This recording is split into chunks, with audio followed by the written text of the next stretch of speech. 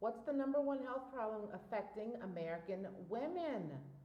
Hey, Cece Cheney here, and today that's what we're talking about. And that number one health problem?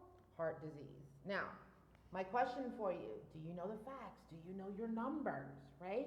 So today is National Wear Red Day. You may see a lot of people wearing red today. I put on my little red whatever this is called. I'm still unpacking, so I couldn't find a regular red shirt. But today is a day where people are bringing awareness to this disease. Now, have you been impacted by heart disease?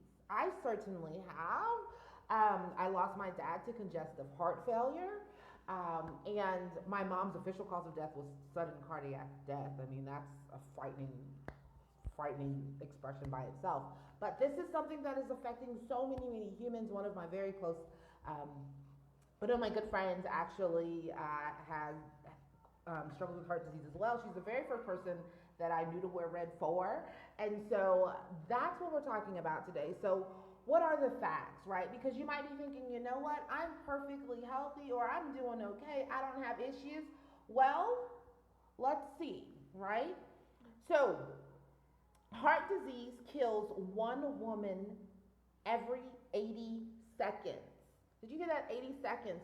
In the time that I do this video today, several women will have died from heart disease. Let that sink in. Number two, every year, 30% of the deaths among women in the U.S.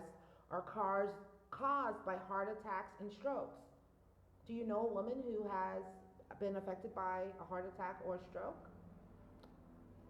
Number three, 64% of women who die suddenly from heart disease will have no prior symptoms. And this is the one that really hit home for me um, because you kind of expect that someone will be sick and then they will die. And if you've ever lost someone very suddenly out of nowhere, you know how painful that is, you know how confusing that can be. And the statistic says that 64% of women who die suddenly from heart disease will have no prior symptoms. So they might not even know that there's anything going on with them. They might feel perfectly fine and perfectly healthy. Meanwhile, inside of them, they are really struggling, right? So if you're somebody who says, you know, my health is okay, but you know that maybe you're not eating well, you know that maybe you're overweight, you know that maybe there are some health things that you could be doing, then I would do those things because the stats don't lie. Many, many women will not know until it's too late. And you might be wondering what are some common contributors, right? High cholesterol, high blood pressure, diabetes, obesity, smoking, physical inactivity. If you struggle with any of these things, these are some contributors, right? So you might be thinking, oh, I might not, my doctor hasn't said anything about heart disease yet, right? Well, if you know that you have some of these common factors, this is something that you might want to make some lifestyle changes. I know people don't necessarily always love that type of a conversation, but as you know, I had health issues myself and made a decision to go plant based for my health, right?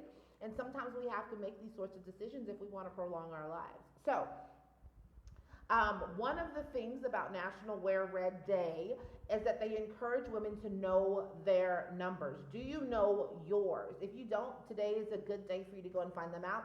What numbers are we talking about, Cece? Okay, so according to the American Heart Association, they want you to know your total cholesterol, your HDL cholesterol, your blood sugar, blood pressure, and your BMI, right? So those are the numbers that you'll want to know.